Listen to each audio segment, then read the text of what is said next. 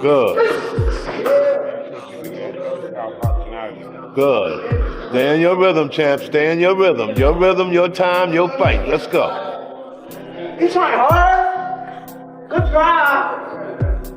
When you study how Shakur Stevenson is preparing for Teofimo Lopez, one thing becomes obvious. This camp isn't built around looking great late. It's built around surviving and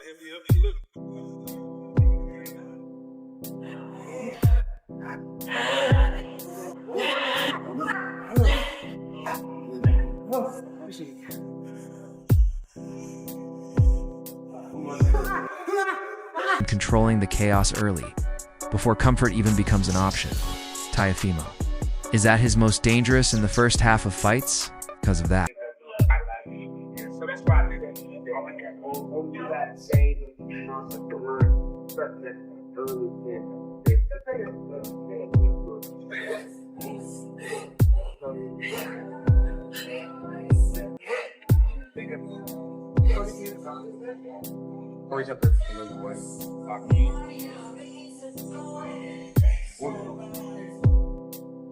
I got you on my time. Shakur's conditioning is designed to handle pressure immediately. Fast rounds, short rest. Drills that force instant resets after being rushed. The goal is simple. Make pressure feel normal, not alarming. So fighting under stress feels no different than coasting later. A fight could turn into a sprint, because it's like to start the pace fast as hell and then they can't keep up the pace, but the sprints will kind of get you in shape to where once you break down, sometimes you get a second win, then you get another win, then you get another win after that. So I did the sprints a lot in a Jamel Herring fight. That's why you seen me fight at a fast pace, and then once I slowed down, I picked it back up and I had all the energy in the world to do it. So we locked in. A major focus has also been cleaning up small defensive lapses from recent fights against Teofimo. One clean shot matters. Every jab and check hook now ends with an angle or step out. No standing still, no admiring work. No giving Teo confidence that forcing exchanges will pay off. Shakur's movement isn't about running. It's about controlled inches. Okay, yes. So he's looking right in the camera? Yeah, because he's talking to Yeah, I'll land a punch on him, for sure. Do you believe your opponent underestimates you? I think my opponent is underestimating me because he said that I'm a slow one. He thinks that I'm too small. And this is where the calm logic of Shakur Stevenson's training smashes straight into the noise. Staying close enough to invite swings, but never balanced enough to take damage. Mentally, the camp is built around pattern recognition, how Teofimo jumps in, how he loads single shots, how he pauses afterward to buy the middle rounds. Those attacks are meant to feel familiar instead of threatening. The plan isn't domination, it's erosion. Make Teofimo miss early.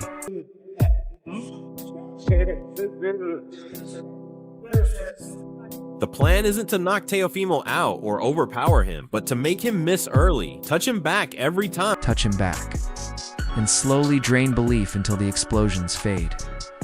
That calm, logical preparation collides hard with the noise around this fight. Once you build a camp around surviving chaos, debates stop being theoretical. Listening to Sean Porter and the crew joke around, you can hear the real argument underneath. Is, we already know the statistical numbers in terms of how much he gets hit per round and even per fight, which is low. But the other side of that is offensively. Fans say they want savagery, but they punish fighters who survive too well. Porters talk about resets, space, and restarting exchanges isn't boring. It's how you take oxygen away from Teofimo Lopez, a fighter who needs rhythm breaks too. Stay dangerous. When people say Shakur needs to show more dog, I laugh. Dogs get hit. Shakur's entire career is built on not being touched. We complain about movement, then ignore that Teofimo has had quiet nights too. The wild card is real though. One Teofimo moment can flip everything. Shakur wins by quietly removing options round after round, and the more fans beg him to fight differently, the more he becomes himself. He leads in some fights, he's not as capitalized as much as you think he could, So I think that's gonna be it. You know, if you make them miss, make them pay 2 or 3. You know, not just one counter punch. You know, so I think that's the thing about it, and I'm sure. Differently, the more he becomes himself. He's not chasing cheers, he's chasing minutes. If Teofimo can't force trades, that twitchy energy turns into shadowboxing with consequences. This isn't skill versus excitement. It's whether patience gets punished for being quiet. That's why this fight is dangerous both ways. Needs permission, Shakur trains to never give it. If order holds, people call it boring, while watching precision age perfectly. If chaos lands, they act shocked, even though they asked for it.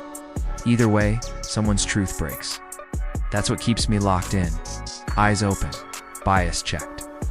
Waiting to see discipline tested under real fire, not social media noise, not nostalgia, just live consequences round by round. After Porter breaks down patience like someone who's lived it, Bernie Faye steps in calmly and flips the lens. His point is simple. I don't like that he might throw 30, 40 punches around.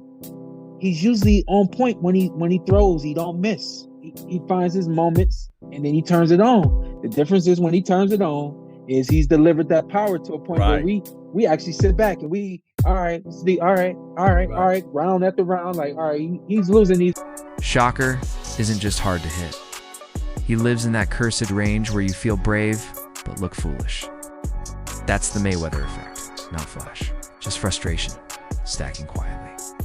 When Bernie says Teofimo hasn't looked dominant lately, it doesn't sound like hate. It sounds like warning. You can't show up bored against someone who turns boredom into control.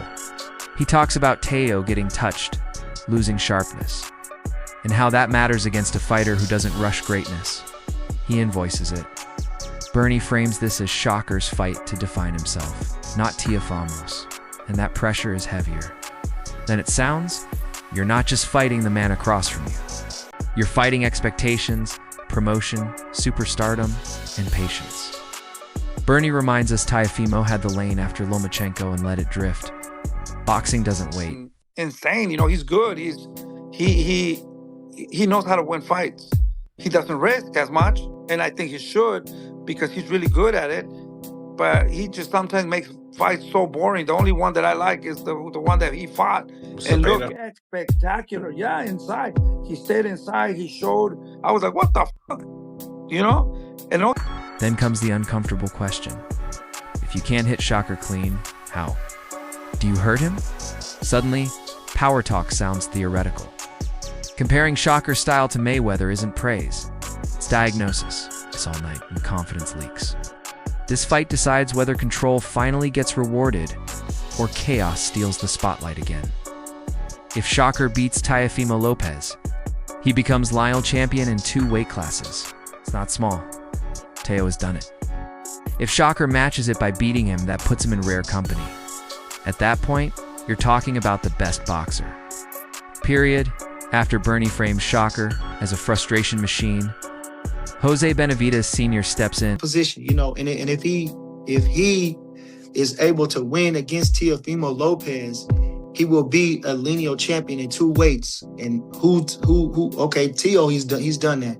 So if he beats Teo, he equals that accomplishment. Shakur chooses control on purpose, and you can't blame a man for protecting his future.